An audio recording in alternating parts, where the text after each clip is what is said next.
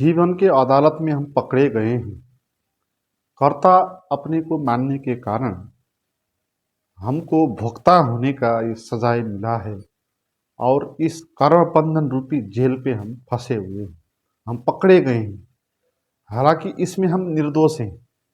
जैसे कोई अपराधी नहीं है, निर्दोष है, फिर भी वो सजा उसको मिल मिल रहा होता है। जैसे अदालत में आपने देखे होंगे, बहुत सारे लोग ऐसे होते हैं जिसने अपराध किया होता नहीं, मगर अनेक कारणों से वो जेल में बंद पड़े हुए हैं। उनमें से कोई तो जान जान के भी किसी स्वार्थ के कारण पड़े हुए होते हैं और कोई गलत एविडेंस के कारण पड़े हुए होते हैं।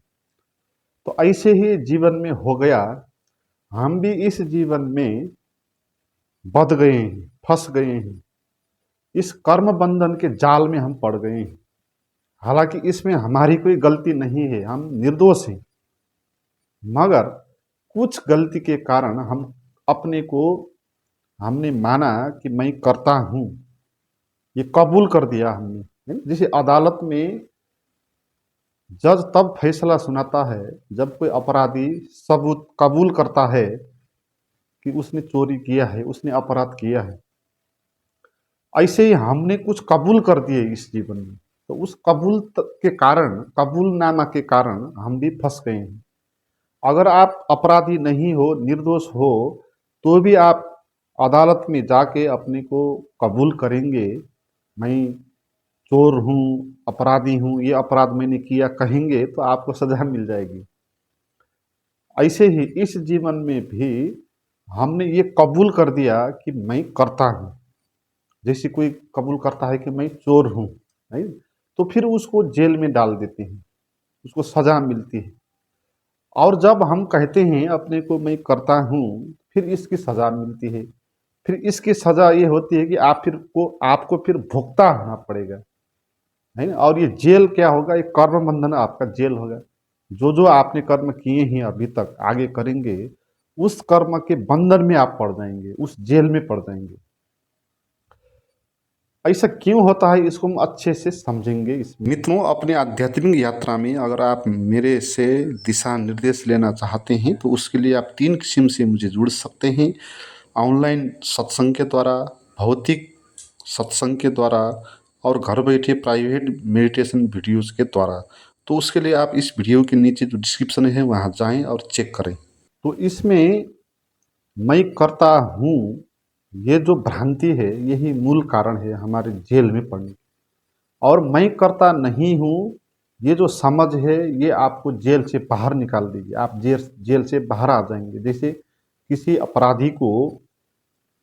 किसी निर्दोष को अपराधी मानकर पहले जेल में रख दिया, मगर बाद में रिसर्च करने में पता लगा कि वो तो अपराधी नहीं है, कि उसको जेल से बाहर निकाल दिया जाएगा। ऐसे ही आप भी अगर जानेंगे कि मैं करता नहीं हूँ, तो फिर आपको भुगता भी नहीं होना पड़ेगा, और उस हिसाब से आप कर्म बंधन में नहीं पड़ेंगे, तो आप जेल से बाहर आ जाएंगे। तो आपको भी जेल से बाहर आना पड़ेगा, आ सकते हैं हम इस समझ से कि मैं करता नहीं हूँ। अगर मैं करता नहीं हूँ तो फिर भुगता भी नहीं। यहाँ पर जो मूल समस्या है, मैं करता हूँ की समस्या है, और जो भुगता है, हम अपने को हम कर्ता मानते हैं, तो भुगता भी हमको मानना पड़ता है। भुगता का क्या अर्थ है? कर्ता थोड़ा सरल है समझने में। कर्ता में तो इतना ही है कि मैं हूँ, मैं ये करता हूँ, ये मेरा है, ये मेरा नहीं है। इस जीवन में जो भी हो रहा है उसके पीछे मेरा ही कारण है। तो इस तरह अपने को मानना, ये कर्ता का भ्रम है। मगर भोक्ता का क्या अर्थ है? भोक्ता का अर्थ है जो भी आपको हो रहा है, आप उसको ये भी मानते हो कि उसको मैं भोग रहा हूँ। जैसे आप कहते हो कि मैं कर रहा हूँ, ऐसे ही आप ये भी मानते हो, आपको ये मानना पड़ता है कि मैं भोग रहा हूँ। और इस भोक्ता में आपको जो जो होगा उसको आप भोगेंगे। जैसे शरीर में दुख पीड़ा कष्ट का अनुभव होगा, तो फिर आप उसको भोगेंगे। भोक्ता का यही अर्थ है कि हम को दुख कष्ट बंधन, कर्म बंधन को हम झेलना पड़ता है, उसका हम भोक्ता हो गए, उसको हम भोग करना पड़ा हमको। तो ये भोक्ता थोड़ा जटिल है, मगर कर्ता नहीं हूँ समझेंगे तो फिर आप ये भी समझेंगे कि आप भोक्ता भी नहीं है। क्योंकि भोक्ता कर्ता होने के कारण पैदा होता है। अगर आप कर्ता हूँ कहते हैं तो आपको भोक्ता होना पड़ता है। कर्ता नहीं हूँ कहेंगे तो भोक्ता होना नहीं पड़ता है।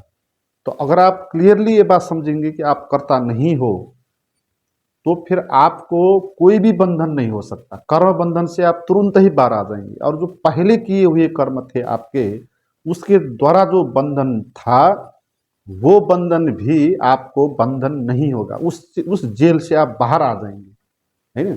और मैं करता नहीं हूँ, समझ में आपको ये जानना होगा कि यहाँ जो कुछ भी हो रहा है वो सब अपने आप हो रहा है, इसको मैं नहीं कर रहा। मेरे शरीर में सांस चल रही है, इस सांस को मैं नहीं चला रहा, ये सांस अपने आप चल रही है। ये सिंपल बात है, ये सत्य भी है। इसको अप्लाई करने में कोई मुश्किल भी नहीं, स्वीकार करने में कोई इसमें कठिनाई भी नहीं, ये सत्य बात है ना। सांस आपकी आप नहीं चला रहे हो, अपने आप ही चल रही है। आपके मन में विचार अपने आप ही आ रहे हैं, जा रहे हैं। आप न विचारों को ला रहे हो, न विचारों को वहां से आप निकाल रहे हो। आपके जीवन में जो जो कुछ हो रहा है, हुआ अभी तक, वो सब आपने नहीं किया। अगर आपने किया होता तो कुछ और होता, क्योंकि आप तो कुछ और चाहते। आपके जीवन में तो ऐसा हुआ जो आप चाहते ही नहीं। तो इसका अर्थ है आपने इस जीवन में जो कुछ भी हो रहा है उसमें कुछ किया नहीं है, आगे भी आप कुछ नहीं करेंगे। तो इस समझ को गहराएंगे जितना आप, फिर आप अपने को खड़ा नहीं करेंगे कि मैं हूं भी, है ना। क्योंकि मैं कुछ नहीं कर रहा हूं तो फिर मेरे होने का क्या अर्थ है। यहाँ अस्तित्व में सब चीज अपने आप हो रही है, मैं नहीं कर रहा हूं। तो मेरा जो मैं होने का दावा है ना, वो दावा आप नहीं कर पाएंगे। वो दावा आप छोड़ देंगे। वो कबूलनामा है ना, जो आपका, जो चोर कहता है कि मैं चोर हूँ, है ना, मैं करता हूँ, जो कबूल करते हैं हम अपने को, दावा करते हैं, वो दावा हम कर नहीं पाएंगे फिर, है ना। फिर हम इस तरह नहीं सोचेंगे कि ये मेरा है, मेरी है, मेरा बेटा, मेरी पत्नी, उसकी। हम इस तरह मैं को केंद्र में रख कर नहीं सोचेंगे, क्योंकि हम तो है ही नहीं। जो कुछ भी है वो सब अस्तित्व है। तो इस तरह कर्ता अकर्तापन का जो बोध होता है आपको, उसके द्वारा फिर आपको भोगना नहीं पड़ता है। जैसे आप दावा करते हो, आप ये कहते हो कि ये मेरी है ना? ये मेरी प्रेमिका है, ये मेरी पत्नी है। तो आपने उसके शरीर पर अपना दावा निर्माण किया, तो आप उसका आप कर्ता हो गए, आप उसके प्रेमी हो गए। तो आपने दावा कर लिया कि वो आपकी है ना? तो आप उसका कर्ता हो गए। तो फिर अब उसको आपको भोक्ता भी होना पड़ेगा। आपको कर्ता हुए आप, तो आपको फिर भोक्ता भी होना पड़ेगा। फिर अगर वो उसको आपको धोखा देगी, वो आपको छोड़ के चले जाएगी, तो फिर उसका दुख भी आपको भोगना होगा। तो भोक्ता का जो दुख है ना, वो क्यों आपको आया? क्योंकि आपने पहले कर्ता का दावा किया था ना उसमें। अगर आप कर्ता का दावा नहीं करते तो भोक्ता का दुख भी आपको नहीं होता, है ना। मगर आपने दावा किया कि ये आपकी है और किसी की नहीं है, और आपकी मनगढ़ंत बात है। ये रियल में है भी नहीं। ये कोई भी आदमी किसी का हो नहीं सकता। न बाप होता है, न बेटा होता है, न माँ होती है, न गुरु होता है। कोई भी आदमी किसी का हो नहीं सकता, क्योंकि सब अपने अपने हैं ना, है ना। सब अपने अपने ही हैं। अगर कोई मेरे लिए है तो फिर मैं भी किसी के लिए होऊंगा। फिर फिर यहाँ होने का कोई मीनिंग नहीं होगा ना। यहाँ होने का मीनिंग यही है कि सब अपने लिए है, अपने में है, कोई किसी का यहाँ पर है नहीं। मगर हमारा दावा है, कर्तापन का दावा, ये भ्रांति है कि हम कहते हैं कि ये मेरा है, मेरी है, मैंने किया। तो इस तरह हम सोचते हैं। तो इसी भ्रम के कारण हम ये कबूल कर लेते हैं ना, ये पाप को। मैं चोर हूँ, अपराधी हूँ, तो इस तरह मैं करता हूँ, इसको कबूल करते हैं। फिर भोक्ता होने की सजा हमको मिल जाती है। फिर हमको भोगना पड़ेगा। फिर आप कहेंगे मेरी है, तो वो छोड़ के चली जाएगी, तो आप इतना पीड़ा आपको हो सकता है कि आप सुसाइड भी कर सकते हैं। और कितने लोग हैं जो ब्रेकअप होने के कारण वो सुसाइड कर देते हैं, है ना। तो यहाँ पर इतना बड़ा भोक्ता, इतना बड़ा दुख को उसने भोगा, उतना ही बड़ा भोगा जितना बड़ा उसने दावा किया, जितना बड़ा उसने कहा मेरी है ना, उतना बड़ा दुख होगा उसका। जितना कम कहेगा मेरी है, उतना कम उसको दुख होगा। तो ये सिंपल सी बात है। तो फिर कर्म बंधन आपको भोगना भी पड़ेगा। फिर जो जो आप करेंगे, आप मानेंगे कि मैंने किया है, तो फिर उसका रिजल्ट आपको भोगना पड़ेगा। तो कर्म बंधन यही है, उसका रिजल्ट हमको भोगना पड़ता है। आप मानते हो अपने को मैं बहुत बड़ा आदमी हूँ, श्रेष्ठ आदमी हूँ, तो आपने दावा कर लिया अपने को कि आप बड़े हो, है ना। ये कर्तापन हो गया। आपने अपने को क्या बना दिया, बड़ा। अपने को बड़ा बनाना आपने खुद ही बनाया इसको, तो इसलिए आप इसका कर्ता हो गए। अब इसको आपको भोगना होगा, भोक्ता भी होना होगा आपको। फिर कोई आपको छोटा कह देगा तो आपको बहुत बड़ी चिंता होगी, तो आपको उस चिंता को भोगना पड़ेगा फिर, नहीं। तो ये सिंपल सी बात है। हम कर्ता का दावा करते हैं इसलिए हमको भोगना पड़ता है। तो इसी दृष्टि से हमने अपने को कहा कि मैं शरीर हूं, नहीं ना। ये जो मैं शरीर हूं का अनुभव है, ये एक दावा है, कर्तापन का दावा है, सबसे बड़ा दावा है ये। और दावा दूसरे नंबर में आते हैं, मेरा है, मेरी है, दूसरे नंबर में आता है। पहले तो मैं हूं, ये दावा आता है ना। तो जो मैं हूं हम कहते हैं ना, तो उस शरीर को कहते हैं मैं शरीर हूं या मन हूं। तो इसमें हमने अपने को कर्ता बना लिया, ठीक है। अब इस शरीर में जो कुछ भी होगा, अब उसको हमको भोगना होगा। तो आप शरीर हूं कहते हैं, तो शरीर में तो दुख कष्ट होगा, फिर उस दुख कष्ट को आपको भोगना होगा। आप शरीर हो तो फिर आप भोगो, शरीर में दुख होता है उसका आप भोगो। आप अपने को क्या मानते हो वो आपको भोगना पड़ेगा। आप अपने को गरीब मानते हो, कमजोर मानते हो, तो कमजोरी को भोगना होगा। जैसी दृष्टि ऐसी सृष्टि। आप क्या कबूल करते हो वही आपको मिलता है। तो आप कबूल करते हो कि अपने को मैं करता हूँ, शरीर हूँ, मन हूँ, तो शरीर हूँ कहेंगे अपने को, फिर शरीर में तो रोग शोक भोग ये सब चीजें आएंगी। फिर इन चीजों को आपको भोगना होगा।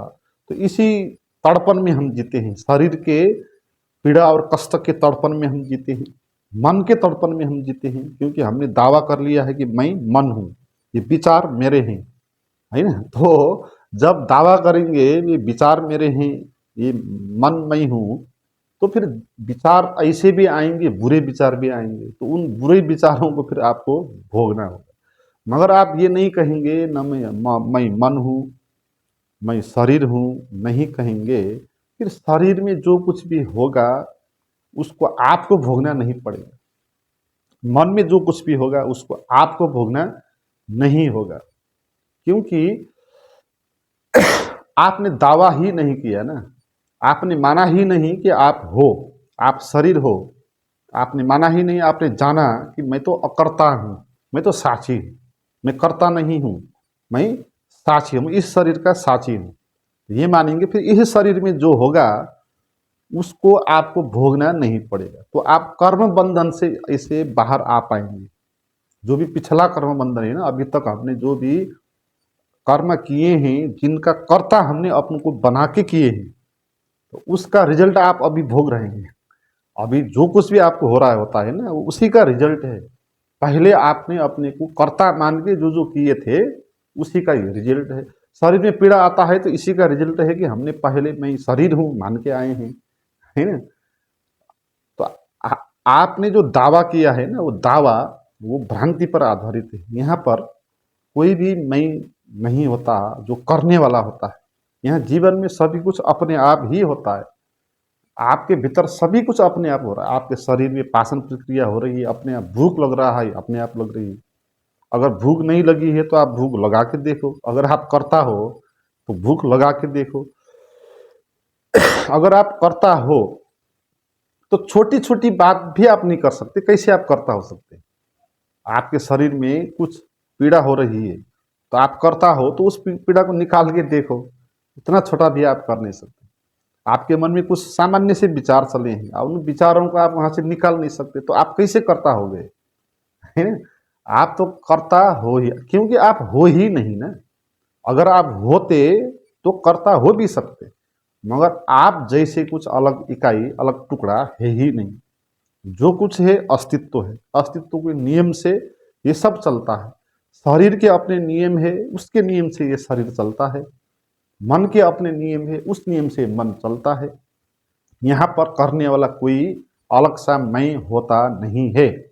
मगर आप कहते हो अपने को मैं करता हूँ, तो आप ऐसे ही कहते हो जैसे कोई कहता है कि मैं चोर हूँ, मैं पापी हूँ, अपने को पापी हूँ स्वीकार करेगा, तो फिर उसको जज जेल में डाल दिया जाएगा। तो इसी तरह हमको भी जीवन की जेल में डाल दिया गया है, हमारी भ्रांतियों के कारण, हमारी ना समझियों के कारण।